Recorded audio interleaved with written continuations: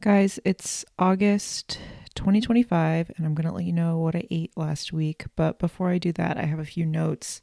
So, what I've been doing in my food log is whenever I think of something food related over the week, or as I encounter food media, think encounter something that I'm interested in, I make a note of it. And I'm going to start off with a food memory.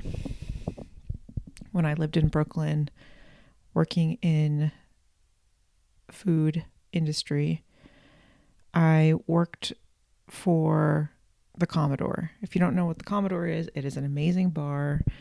It's next to, well, it's not directly next to, maybe it is. I don't remember anymore. No, it's not. It's across the street, a block away from the Williamsburg Momofuku Milk Bar Commissary, where I also worked. There used to be a place next door to Momofuku Milk Bar called Salty that was open like 2 hours a day. Actually, everybody who worked there was really salty. They were mad because our customers tried to use their bathroom all the time, which I guess I understand. But anyway, we would always go to the Commodore after work, after our shift at Milk Bar. They had the best tiki drinks, best classic cocktails, middle of the road, but their food was where it was at. And the fried chicken, it was like southern bar food, and it's you gotta check it out if you're in Brooklyn. They would always have super late nights, great place to run into people, great patio, and really just a great social spot. I remember when I was underage, there was a museum next door, and so I would go in the museum and sneak in through the backyard to go to Commodore before I think my fake ID got confiscated at some point, so that's how I got into the Commodore. And they would do a cold pizza brunch on Saturdays that I would go to, where they would just put out boxes of cold pizza for free, and you could buy a beer for real cheap. I forget, they did have really good Midwestern beer cans that you couldn't find other places, and I can't remember what they were at this point. Anyway, I worked there for a little bit, but I also worked at, why am I talking about the Commodore? Oh, well, I also worked at Pies and Thighs, which people say that the folks at Pies and Thighs, well, they like split off from the guy who did Commodore, and a lot of their recipes are the same, and Pies and Thighs took his recipes, yada yada. I don't know what the truth is about that, but it's all these sister restaurants that I kind of bounced around at. I mean, they're not actually sisters, but they sort of had the same origin story, similar origins. Anyway, Commodore was pretty, I mean, it probably still is very popular, and they expanded. They opened a Mexican tiki bar called El Cortez that was also trying to be a club upstairs, and it got really rowdy. And that was in Bushwick. I think it closed, but I worked there for a while. And then they also opened a ski themed bar in Greenpoint that had like little, I don't remember, they had just like little plates, like cheese spread, like pimento cheese spread or something like that. I don't have no idea if that's still open. And then they opened a place in upstate New York. I mean, I don't know if any of these places survived the pandemic. This was all pre-pandemic, but Commodore's still around. Anyway, when I worked at El Cortez, we had it was tiki themed, so it was decorated, and we had a fake alligator on the wall. And I remember a woman came up to us. A woman entered the bar, sat down, and then came up to us and said, "Can you put a blanket over the alligator on the wall?" Because she was scared of it. I guess that's not really food themed, but it is restaurant themed. And that's a memory I have of working with customers in the food service industry. Okay. Another food memory that I want to talk about is Starbucks ice cream. I've tried to look up this flavor and I cannot find it, but Java chip was a Starbucks flavor that people talk about as missing or being nostalgic about on Reddit.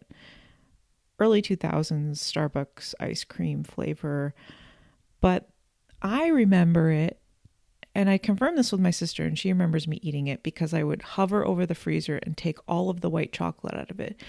Is a Java chip flavor, but it had a white chocolate swirl throughout it, and it was that ice cream oil based magic shell type swirl. It was the best flavor of ice cream, and I cannot believe they discontinued it. And people are saying that people on the internet are saying that Coffee Buzz Buzz is a pretty decent replacement for the Starbucks Java chip. But even so, where's the white chocolate? It doesn't exist. I also got some new Bluebell flavors, which I might be talking about later in this, but one of them includes Java Jolt. It's a flavor that's new to me, but they only sell it in a small size at my grocery store. I avoid buying those because they're expensive. The per ounce price is ridiculous, but I really wanted to try it. It's good, and it has those great chocolate oil based splinter pieces that like Ben and Jerry's Cherry Garcia has, or Java chip, or a lot of ice creams have them. It has big versions of that, and then it says that it has an espresso fudge throughout it, but again, when Bluebell says they have like a fudge or a icing swirl, don't believe them. It's minimal at best. Okay. A news update that I heard this week is that 11 Madison Park is bringing back meat. I have a lot of memories about 11 Madison Park because my uncle worked there. He was I don't know if he was the pastry chef or a pastry sous chef there, but he worked there. And I remember visiting him when I was 11 and eating at 11 Madison Park. I showed up wearing overalls with my dad, and we were completely underdressed. I was embarrassed. And he served me a grilled cheese, one of the best grilled cheese I have in my life, and this chocolate dome that was filled with a mousse, I would assume. I don't know, I was 11. And it had gold foil on it. Wonderful experience. The only time I went. The documentary about the 11 Madison Park renovation is really good. I don't know what it's called. I would highly recommend that. They're bringing back meat and people are losing their mind, but it's such little meat compared to what they were doing before. They're bringing back a few meat dishes and the overall scheme of the tasting menu. So I think people should let them do what they want. It's a restaurant. What else? I worked for Ralph Lauren's son. When I was in college, when I went to college, I did a lot of internships because I thought this is how you get a job. I went to Barnard and they had a really strong internship. They had strong internship connections and I utilized them. I got an internship with Ralph Lauren Productions, which was Andrew Lauren's Productions, which was Ralph Lauren's son, and he was trying to option movies. So he would get movie scripts, and then we had like a movie script club, and we would invite people to review movie scripts with us. But my job was I sat at the front desk and answered the phone, but nobody ever called. And also I wasn't paid. So I was an unpaid office assistant. I didn't really do any work. I watched YouTube videos with the only other person who works in the office. And really what he did, we read scripts all day, and then we would help Andrew Lauren pack his bag for the Hamptons, roll him cigarettes. I would buy him yogurts for lunch, just like a single yogurt. And he would often eat lunch at 11 Madison Park and leave the office for the day. He would go eat lunch there and go home. We didn't option a single movie the time in the time that I was there. I mean, we weren't getting really good scripts, and I wonder what he's up to now. But that's my other 11 Madison Park memory. I wonder what he ate at 11 Madison Park if every other day he was eating a single yogurt and a rolled cigarette. I don't think I signed an NDA, so I should be good. I saw a TikTok video of, well, a lot of my TikTok, well, it depends, but oftentimes my TikTok algorithm is heavily food based. And Sarah Schutz comes up a lot. She eats food in her car. I like the way she talks. She just sort of talks, and she's pleasant to listen to, and she describes the food. She has really great teeth, which I like. I just appreciate someone with really good teeth biting into things. And she picks out really good places. She goes to a lot of hole in the wall places, a lot of sushi or Hawaiian food. She does all kinds of food, but she's in the Virginia, DC, like greater DC metro area. So it's sort of close to me. So I like seeing her content because I do drive through that area sometimes. So it's nice to populate my Google map with potential places to go. And she also does come to the Outer Banks on vacation. So she has good recommendations on Outer Banks food. But yeah, I really enjoy her videos, and she seems to love her life, and I appreciate it. The other thing that I saw on TikTok food related that I wanted to call out was my last celebrity food log episode was about Brandy, and she mentioned that for lunch she ate a salad from Houston's restaurant chain that I didn't know. And apparently people know what this restaurant chain is, and I've just been asleep at the wheel.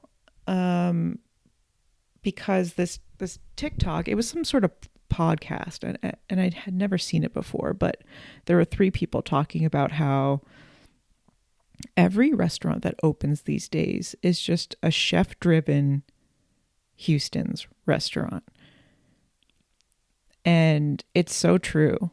And it makes sense because the profit margin on a restaurant is already so slim. You have to do something like an slightly upscaled chef-driven Applebee's in order to please people and get as many people to walk in the door as possible. So is it any surprise? I had to go to the town nearest me. It's like our county seat, and people are starting to open restaurants there. And, there are like 6 restaurants. One of them is a coffee shop that has Bible verses on all of their cups and is actually just a house. And you sit in a living room, and it has a big sign on the wall that glows that says coffee. And there's a bakery that people like. I think it's a little bit overpriced. It's like LA prices in a rural county. But I've talked about it on here. They have really good bread. But the rest of the restaurants are like steak, salad. It's a Houston's, it's an Applebee's, and who wants to go out to eat anymore when it's just that over and over again? Let me do a time check and see if I can. I'll save it for the end and see if I can get into this Indian cookbook that I got in the mail. But maybe I should just get into reading. Okay, so August 11th, 2025, it was a Monday. 6:30 a.m., Brooklyn Lab coffee with half and half made at home and a bowl of bran flakes with milk. 10:30 a.m., leftover tofu and vegetables over jasmine rice and a cup of coffee with hazelnut creamer at the office. 4 p.m., Bluebell cookie cake flavored ice cream. 6:30 p.m., Niçoise salad with hard-boiled eggs, Frodo bell pepper, pinto gold potatoes, green beans, spicy yellowfin tuna fillets, Roman lettuce, Sicilian olive oil, red wine vinegar, and fried garlic made at home. Ooh, another bluebell flavor that I got. I don't know if I talked about this yet, but cookie cake. Wait, did I already talk about this flavor? Yeah, I had it last week. It was pretty good.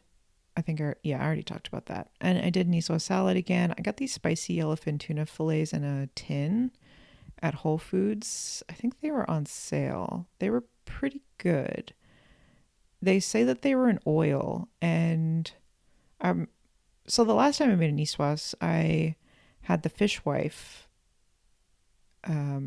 tuna, and I poured the whole thing over the salad, which was fine because it was in oil.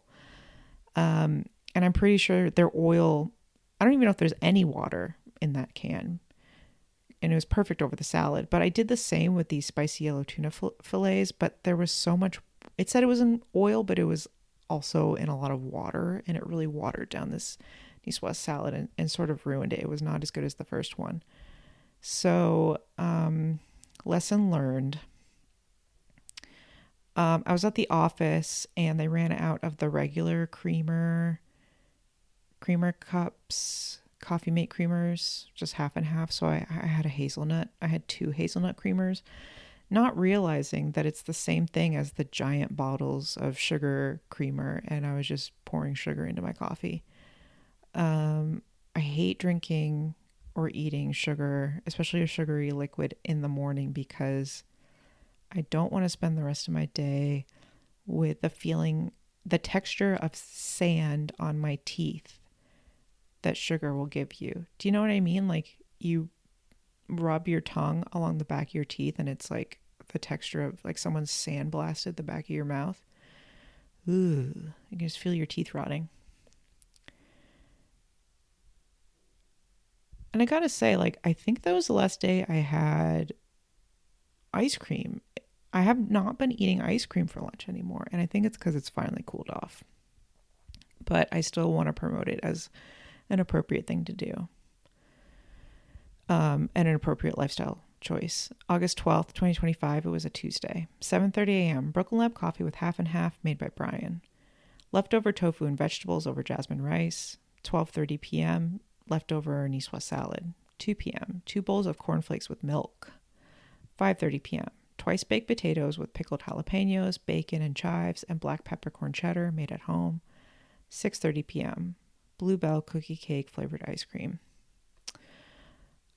So I got a really good gallon of milk from Whole Foods. A couple of the Whole Foods in my areas get this cream top milk from Ranloo Dairy in North Carolina, and they have really good cream top milk. And I've had this giant box of cornflakes in my cabinet. I'm like, I need to eat these. So I had 2 bowls of cornflakes with milk, which reminded me when I worked at Milk Bar in Williamsburg, at some point I got promoted to location manager, which meant that I got to work the morning shifts and basically sit there alone and do computer work or clean the soft serve machine, which was a nightmare. But because I was there so early and I was alone, I would eat a bowl of cornflakes with milk every morning. And when I first started working at Milk Bar, it was still the earlier days, so they got all of their milk from a hippie farm upstate that sold milk in these glass bottles that were all cream top. And actually, it's all the same small world. The kids who worked on that farm upstate ended up being, I knew that I ended up running into them in all other ways throughout Brooklyn, but one of them ended up being my manager at the Commodore's Tiki Bar, El Cortez. Small world. Anyway, that farm didn't last long term. They just couldn't, even though Milk Bar was buying all their milk, they just couldn't make it work and they had to close. And I remember the day we had to switch to just regular milk at Milk Bar. And I thought, what am I doing here if we're just going to buy milk from Cisco or whatever that wholesale, like, what are we doing? Sad day, but I gotta tell you, and we always had boxes of cornflakes everywhere because we were known for our cereal milk soft serve, and we would soak cornflakes in that beautiful milk with cream and make a soft serve. And so, yeah, and I was super lactose intolerant at this time. I don't know how I got over that, and I'm okay now, but because usually it's backwards, you get it later in life. But I don't know, I'm not a doctor, but cornflakes with milk takes me back to Milk Bar and their cream top milk from upstate New York. Oh no, my cat is trying to sit on me. Okay, twice baked potatoes. I love making twice baked potatoes. And I just had sort of a bunch of, well, obviously I'm trying to use up all these potatoes. And I have a bunch of random cheese in the fridge. I always watch Kenji Lopez, his videos. He's always like opening up his cheese drawer with his, his like POV GoPro and opening up his cheese drawer. And he has like 40 different half open cheeses that he needs to use up for a recipe. And I thought, oh my God, like I will never get to that point in my life. Like I'll never be that rich. But my Food Lion, nobody's buying the nice cheese at my Food Lion, so they always have to put them on clearance, and I'm buying them. And so I always have a bunch of cheese on hand that I need to use up. So I actually ended up using the last of the pimento cheese spread that my former boss made in the twice baked potatoes, which was really good. Pickled jalapenos, cut up finely, bacon. I used the grease from the bacon in the filling, but then I reserved the crispy bacon to sprinkle on top after they were baked with the chives. Made this mixture. I also put I just had some pickled non-spicy peppers. Wax peppers or Hungarian peppers, whatever they are. And then when they were all filled, I topped them with really thin slices of black peppercorn cheddar. Let them get all bubbly and brown, and then to serve, sprinkled with bacon and chives. Those were fun, and they were small. Like I used small potatoes since they're going bad first, so they were you could just like eat them in one or two bites. And yeah, I love making a twice baked potato for fun and just eating that for dinner alone. A side salad would be appropriate with that, I think, and probably welcomed, but I tried to make it a little brighter and a little lighter with the pickled jalapenos. I will say I used the pinto gold potatoes for these, and I think they were a little too waxy. No, actually I didn't. I don't know what I'm talking about. I think maybe I just didn't bake them low and slow enough, and they weren't. I've never cooked with these potatoes that we grew this year, except for one of them, the previous year when we grew a few different varieties of potatoes, but we only repeated one of the varieties this year. But I think for twice baked potatoes, I think Idaho, I think you have to use, I don't know. I think Idaho is kind of the way to go. And I also think if I redid this, I did include sour cream, but I would also put cream cheese in there. And I don't have a recipe that I follow. I always just use what I have on hand. But sometimes I'll get the ratio and the flavoring down in a way that it tastes just like the Uno Pizzeria potato deep dish pizza thing that they sell. And I've mentioned this before, the twice baked potato casserole that Brian's family makes. And I think cream cheese, you got to use garlic powder. Anyway, those were good. Okay, let's move on. August 13th, 2025, it was a Wednesday. 6:30 a.m., Brooklyn Lab coffee with half and half made at home and a bowl of bran flakes with milk. 9:30 a.m., a cup of coffee with hazelnut creamer at the office. 11 a.m., leftover tofu and vegetables over jasmine rice. 5 p.m., romaine lettuce, creamy Caesar dressing, parmesan, and chicken tenders from Food Lion made at home. 7 p.m. A small bowl of Bluebell cookie cake ice cream. So yeah, I tried to go to Food Lion and get the Nashville hot tenders. It just wasn't happening, but I did get the last pack of chicken tenders, hot chicken tenders that they had, and made a salad. I am impressed that I waited until 11 a.m. to eat my lunch. I think it was actually because I had a meeting at 10 a.m., so I couldn't eat at 10 a.m.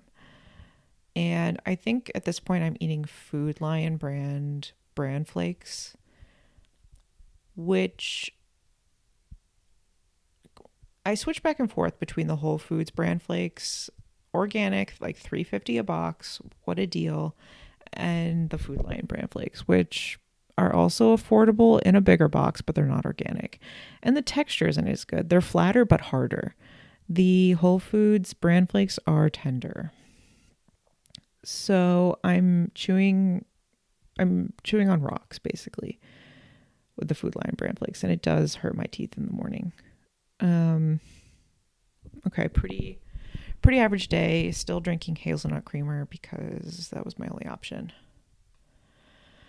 August 14th, 2025. It was a Thursday. 6:30 a.m. Brooklyn Lab coffee with half and half made at home. 10 a.m. 2 bowls of cornflakes with milk. 12 p.m. 2 small bags of queso flavored Ruffles potato chips. 2 p.m. a handful of salt and pepper water crackers. 6 p.m. leftover twice baked potatoes and Bluebell homemade in the shade ice cream. Okay, I was eating like a pantry moth this day for some reason. I remember, when you go to the checkout, at least at Food Lion or most grocery stores, they have the 2-for-1 tiny bags of chips. I like to grab 2, and I got 2 of the queso flavored Ruffles. And I ate 1 bag and I was like, wow, that was salty. And then for some reason I started to open the other bag, even though I was like, no, no, no. And then I forced myself to eat it and felt sick. So that was that day. August 15th, 2025. It was a Friday. 7:30 a.m. Brooklyn Lab coffee with half and half made at home. 9 a.m. A bowl of cornflakes with milk. 12 p.m. Tuna salad made with celery, mayonnaise, and Dijon mustard, and garlic and herb crackers made at home. 6 p.m. Fried leftover jasmine rice with green beans, Frodo bell pepper, onion, garlic, peas, and scrambled egg made at home. 7 p.m. Bluebell homemade in the shade ice cream. So I've loaded up on some tuna because I thought I was going to be making niçoise salad all the time. I don't know if I'm going to be doing that anymore. I think the watery niçoise salad at the beginning of the week sort of spoiled my taste for that. So I did make myself a tuna salad for lunch with a nice can of tuna and oil. Again, the oil was rather watery. And I ate it with these crackers that I got on sale at Whole Foods. They're the Back to Nature brand. They were good. I mean, I do like to cruise. I mean, I only buy stuff on sale at Whole Foods. Let's just get that out of the way. And sometimes they have really good sales on their crackers. And yeah, these were deeply discounted. The garlic and herb crackers, they're buttery. They have a really good tender crunch. Great flavor, not overly garlic and herb forward. And they have a really cute scalloped edge around them. Loved it. I would buy them again, but only if they were on sale because,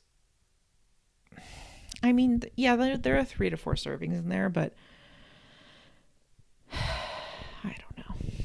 I don't want to pay $6 for a box of crackers. August 16th, 2025. It was a Saturday. 9 a.m. Brooklyn Lab coffee with half and half and a frittata with sour cream, breakfast sausage, Frodo bell pepper, onion, pinto gold tomatoes, parmesan and chives made at home. 10 a.m. A cup of coffee with half and half at Brian's parents' house. 12:30 p.m. Half of a Reuben sandwich with Lay's potato chips made at Brian's parents' house. 2 p.m. Microwaved popcorn.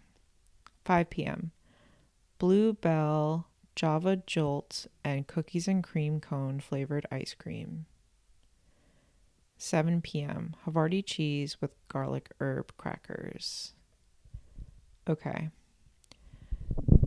So when I was in Chicago, the last job I had before moving was I worked at a French pastry place / chocolate shop called Good Ambler.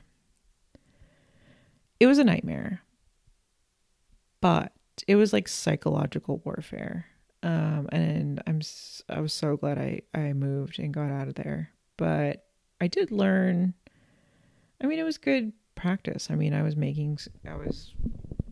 working real hard, lost a lot of weight, and not that that's what the goal was, but I'm trying to illustrate how hard I was working there.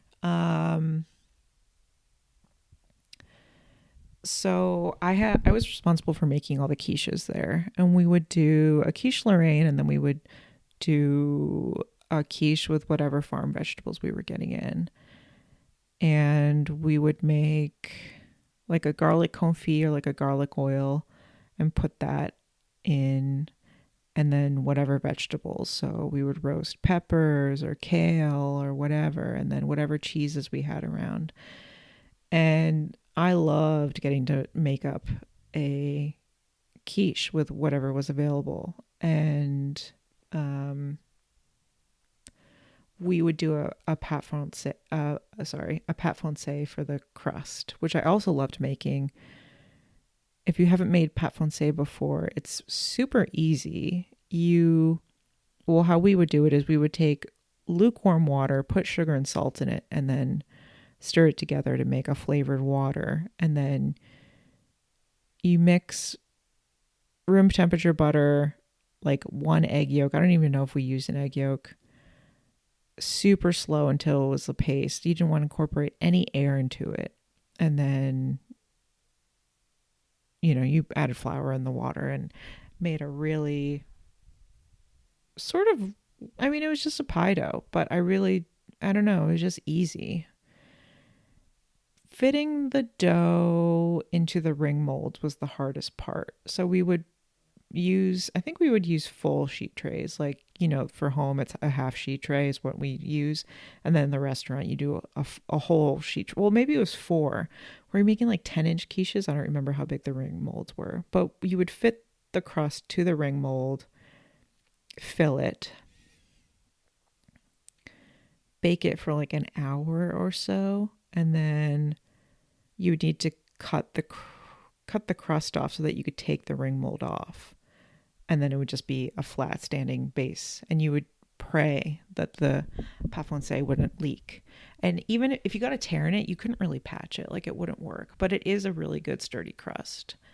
And when you would take a knife and run it around the edge of the ring mold to release the ring mold, and I would eat the baked pâte française that was hanging over and cut off. And it tastes like Ritz crackers, like a rich Ritz cracker. Anyway, it's so easy to make and just like freeze and have on hand, but it's also so rich. And then the filling itself is also so rich. So I was like, let me just make a frittata. I made it in a big casserole dish. I made the custard base with heavy cream and eggs and some sour cream, garlic powder, salt. And I didn't really have enough cheese. Like, you want cheese in it, but I didn't really have anything to put in it. I didn't go to the grocery store that week, really, because we're house sitting, or we're dog sitting in our in-laws' house. So, we need to use up their stuff while they're, gone for a while. So I don't really have cheese on hand. I did have breakfast sausage that I got at Whole Foods. I used about 3/4 of a pound, froze the last quarter pound. Really good breakfast sausage. It was one of those 50% off, use it by today or you'll pass away deals. And I had some leftover pinto gold potatoes that I had boiled for a niçoise. And I fried those off in oil with onion, bell pepper, so that they'd be ready to, go in. You want to like pre do your vegetables before you mix it into the custard so they have some flavor. And then I topped it with a heavy dusting of the pre-shaven Parmesan that I have on hand for. That was the only cheese I had, really, like the cheap pre-grated Parmesan that I get for my Caesar salads. But it was great. Like it made like a nice like domed crust. And I only had 4 eggs for this, which I was worried about, but it worked. I thinned it out with a little bit of milk so that I could stretch it and cover everything. And yeah, it was great. And I love making a frittata because you can take it to work. You don't have to heat it up. Just have a little arugula on the side, a little salad. And yeah, I think Brian's pretty immune to a lot of my cooking at this point, but when I served him this, he was like, this is good. And we went over to have coffee with Brian's parents before they left on their big trip. And they were making Reubens for their guests. They were leaving on a big trip with some guests. We ended up making Reubens sandwiches. They had some rye bread and corned beef and sauerkraut, Russian dressing, the classic deal with that. Ended up going to a different Food Lion in a different county to get steaks because now that we're house sitting, we have access to a grill, like a big proper grill. And I ended up getting these 2 mini pints of Bluebell, the Java Jolt that I'd mentioned before, which I have at mine, but I never get. And then the cookies and cream cone flavor. And I tried them both before bed and they were both really good. The cookies and cream cone, it's more chocolatey than you think, than like a regular cookies and cream ice cream, as you could guess. Maybe. I don't know if it's obvious from the name. But yeah, that one was good. And then I had some Havarti cheese before bed. Wait. Oh, okay. So I ended up they had really good cheese sales at this Food Lion as well. So I got some Havarti cheese, some Boursin crumbles, some mozzarella, I forget what else. Anyway. And microwave popcorn. Brian's parents have a microwave, so whenever we're eating microwave popcorn, or whenever we're over there, we're eating microwave popcorn, no matter how mediocre it is. August 17th, 2025. It was a Sunday. 9 a.m. Brooklyn Lab coffee with half and half, made by Brian, and leftover frittata. 11:30 a.m. Saltines with Colby Jack cheese and pepperoni. 1 p.m. A can of Koenig Pilsner. 5:30 p.m. Half of a grilled New York strip steak, mashed potatoes, and grilled radicchio, fennel, and onions with olive oil, made by Brian. 7 p.m. Bluebell cookies and cream cone flavored ice cream. Okay, so Brian was doing massive amounts of yard work all day, but he did manage to marinate this New York strip steak. I guess he looked it up and he was like, oh, well, now it's not going to come to me. What is it? Not Ruth's Chris. He looked up like what some random steak chain does to marinate their steaks. And I can't remember what steak chain he looked up now. But apparently they marinate it in whiskey and soy sauce. This is him telling me secondhand what he looked up on the internet. So who knows what's real. But Um, I understand where he was going with it, but it ended up being almost inedible because of how salty it was from the soy sauce. Also, his parents are using like Kiko. It's like Kiko Man soy sauce, like super salty. Um, so I think that, you know, was also a factor. But I know what he was going for, and if it had been just a little less salty, it would have been perfect, just like a Texas Roadhouse steak. And I went to Texas Roadhouse growing up, like visiting my cousins. We would go to Texas Roadhouse, I think. I don't know. We had a version of it in the north that's like defunct now that had like animatronic trees that were really scary. Like you would sit on it as a child when you were waiting for a table and it would all of a sudden start talking to you and you'd scream. Hold on. Let me look it up. Animatronic tree steakhouse.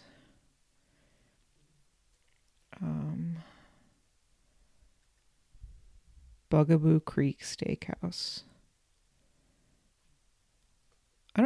Does it still exist? No. Headquarters in Rhode Island, founded in 1992. It was defunct by 2016.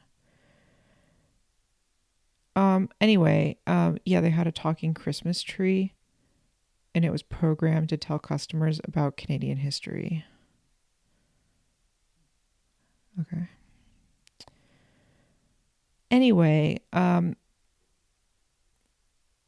so Brian and I went to Texas Roadhouse. Why did we go to Texas Roadhouse? Because we went to Sam's Club.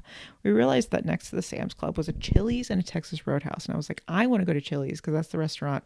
That was really the only restaurant we had in my town growing up. So I've always been a Chili's head.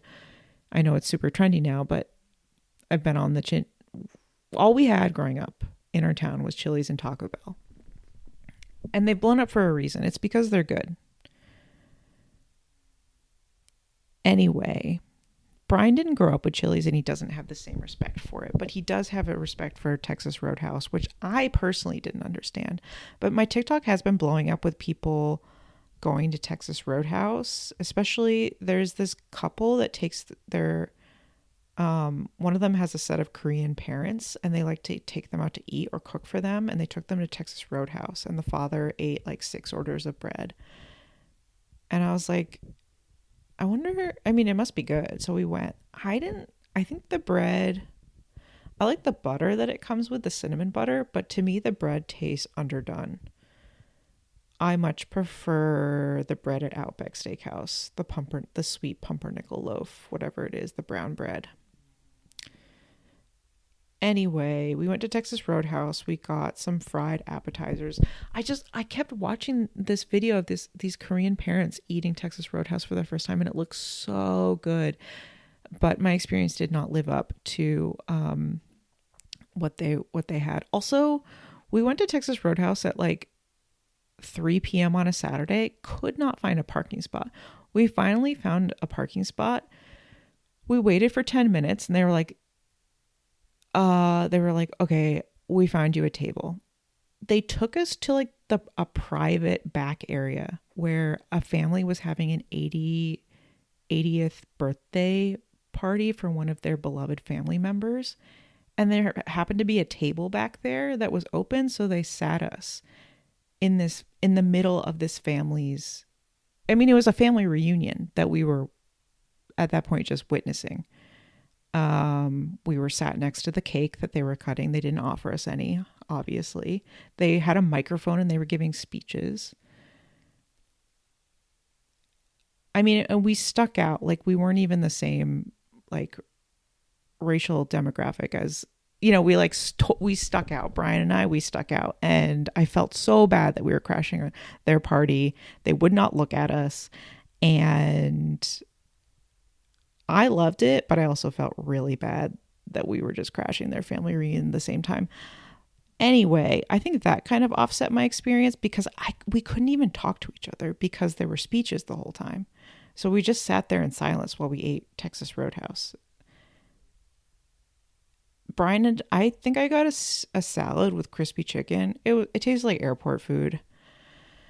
And by the time it arrived, I'd eaten bread and like appetizers that were mediocre, like mediocre fried platter. And I was just looking at this family's cake the whole time, thinking, that's what I want. They brought in a cake from the outside world. That was tough. Brian got a steak. His steak was delicious. And it's, you can tell they soak it in so much sugar and salt and who knows what. And people, I mean, I shouldn't hate on Texas Roadhouse. It's a fine establishment. Obviously, it's very popular.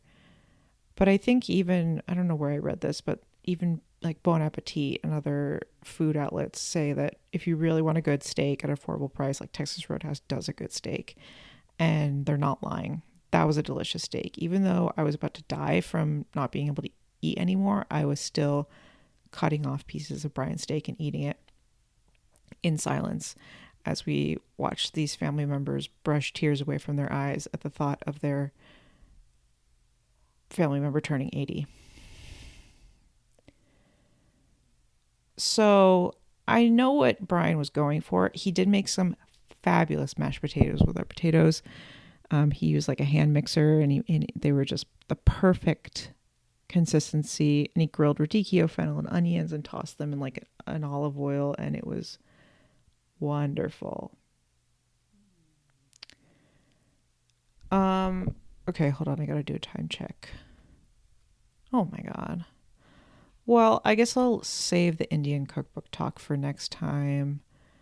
I can't wait to go to Texas Roadhouse again. I do hope that it is in a room where I can freely talk to other people. But yeah, I'd recommend it. I mean, if you have the choice, though, I would say go to Chili's, but I'm biased. Okay, bye.